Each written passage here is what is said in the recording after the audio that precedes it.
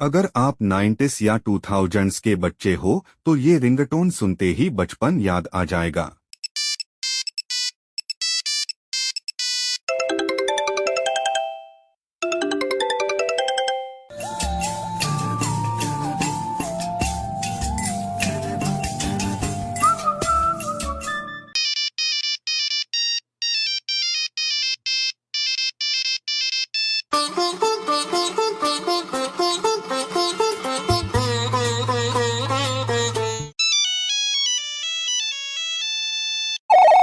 Hello, Moto.